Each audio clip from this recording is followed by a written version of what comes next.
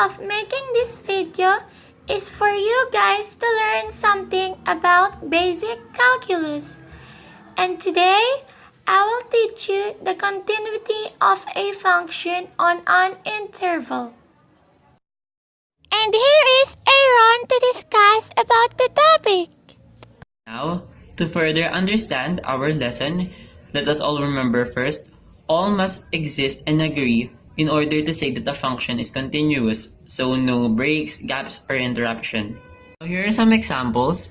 First is the linear function, which is f of x is equals to x plus 3. As you can see, we can easily conclude that the function is continuous from negative infinity up to the positive infinity. As you can see, all the way from the bottom left, it continues, and up to the upper right, it continues. Therefore, there is no breaks, gaps, or interruption. Here are some other examples, which is the quadratic function, the polynomial function, and the absolute function. All three are also same as the first one. The function is continuous from negative infinity up to the positive infinity.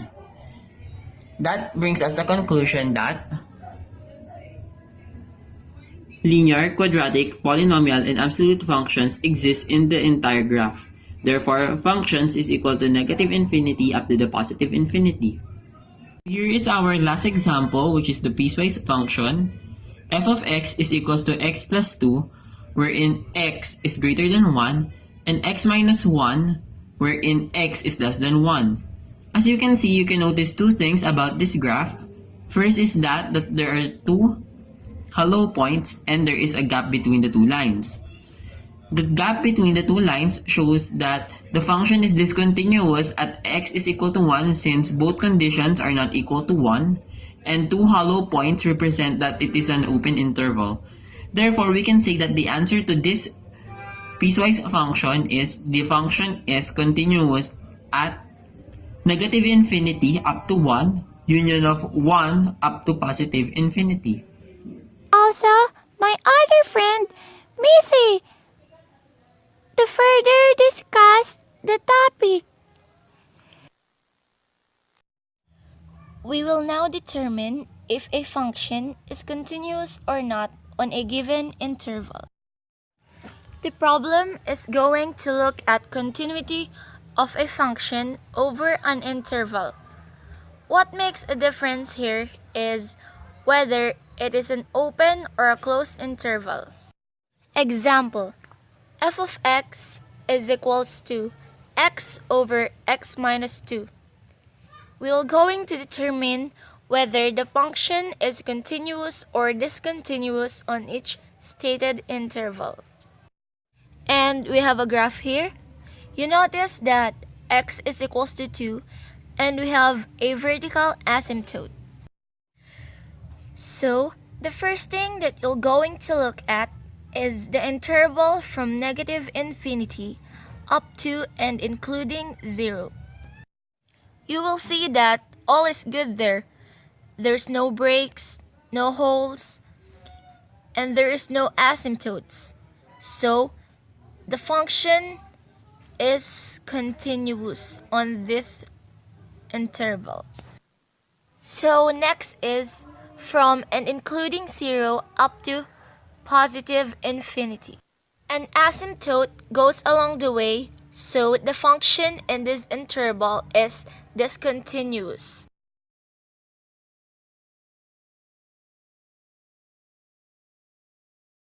Next is we're going to look at an open interval from 0 to 2. In this case, the function is continuous because we're not including 2. Look at the next interval. We're open to 0 up to but including 2, and that's where an asymptote is. Now that we're including 2, because of the asymptote, we can say that the function is discontinuous in this particular interval. On the interval from and including 2 up to positive infinity, we can say that The function in this interval is discontinuous because 2 is included and it is where an asymptote is. Next is from 2 to positive infinity. In this case, 2 is not included, so we can say that the function is continuous in this interval. After the discussions and some examples, we will now test your knowledge if you have learned something from what we have discussed. We will have a short quiz. Yay!